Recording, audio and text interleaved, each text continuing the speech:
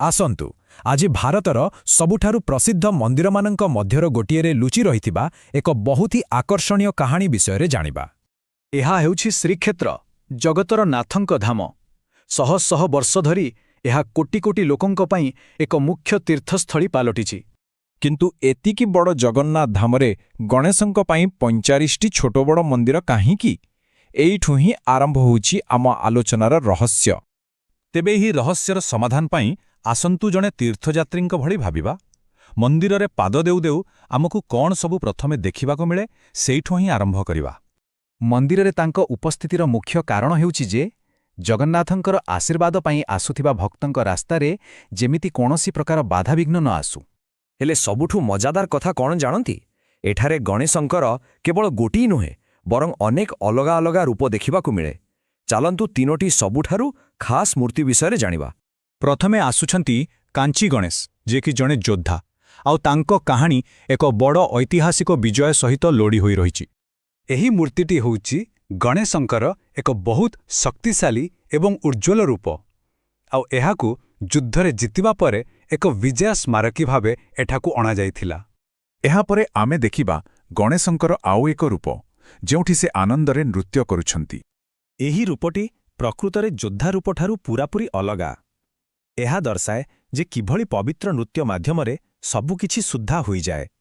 କିନ୍ତୁ ବୋଧହୁଏ ସବୁଠାରୁ ଗୁରୁତ୍ୱପୂର୍ଣ୍ଣ ଆଉ ପୂଜନୀୟ ରୂପଟି ମନ୍ଦିରର ଏକଦମ ଆଧ୍ୟାତ୍ମିକ କେନ୍ଦ୍ରରେ ମିଳିଥାଏ। ଭାବିଲେ ଆଶ୍ଚର୍ଯ୍ୟ ଲାଗେ, ମନ୍ଦିର ପରିସରରେ ଛୋଟ ବଡ଼ ମିଶି ପାଖାପାଖି 45ଟି ଗଣେଶ ମୂର୍ତ୍ତି ବା ମନ୍ଦିର ଅଛି।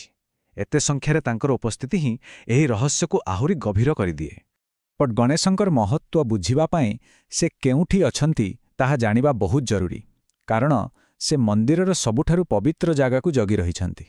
ଏହି କଳ୍ପବଟକୁ ନେଇ ବିଶ୍ୱାସ ରହିଛି ଯେ ଏହା ଅନାଦି କାଳରୁ ଏଠାରେ ଅଛି। ଏହା କେବଳ ଗୋଟିଏ ଗଛ ନୁହେଁ, ବରଂ ନିଜେ ଏକ ଦିବ୍ୟ ଶକ୍ତି।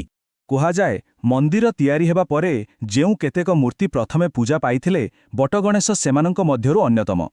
ସେ ଏହି ଇଚ୍ଛା ପୂରଣକାରୀ ଗଛର ରକ୍ଷକ, ଆଉ ସେଥିପାଇଁ ତ ପ୍ରତିଦିନ ପୂଜାରେ ଅନ୍ୟ ଦେବତାଙ୍କ ଆଗରୁ ତାଙ୍କୁ ହିଁ ପ୍ରଥମେ ପୂଜା କରାଯାଏ, ଯେମିତି ସବୁ ନକାରାତ୍ମକ ଶକ୍ତି ଦୂର ହୋଇଯିବ।